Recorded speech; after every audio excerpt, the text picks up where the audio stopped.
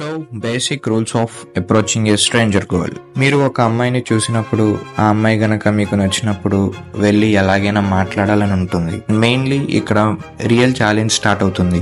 ఎలా ఆ అమ్మాయితో మాట్లాడేది ఎలా? ఇది ఒక ప్రక్రియ అనుకుంటే నేను చెప్పేది ఒక నియమం కింద పెట్టుకోండి.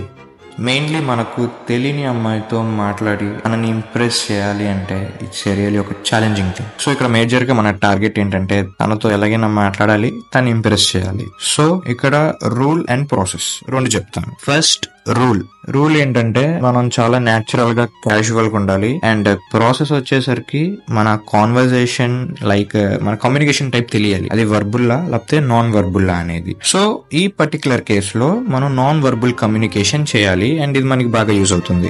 For example non verbal communication లో మనం ఏంటంటే మన బాడీ లాంగ్వేజ్ తో కాంటాక్ట్ అవుతాం, లైక్ ఐ కాంటాక్ట్. సో ఈ ఐ కాంటాక్ట్ గనక మనం వన్స్ ప్రాక్టీస్ చేస్తే అప్రోచ్ అవ్వడానికి, సేమ్ టైం సిగ్నల్ పాస్ చేయడానికి ఇది మంచి టూల్ గా మనకి యూజ్ అవుతుంది.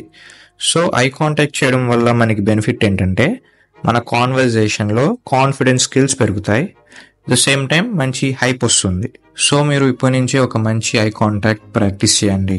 So finally here the tool is eye contact ని ప్రాక్టీస్ చేయండి. ద సేమ్ టైం మనకి ఇది ఒక మంచి కాన్వర్జేషన్ ఇస్తుంది. సో ఫైనల్ గా అప్రోచ్ అయ్యారు అండ్ దెన్ ఇప్పుడు ఏం మాట్లాడతారు, ఎలా మాట్లాడతారు. See you soon in the next video. So many interesting things happens anytime. Stay tuned.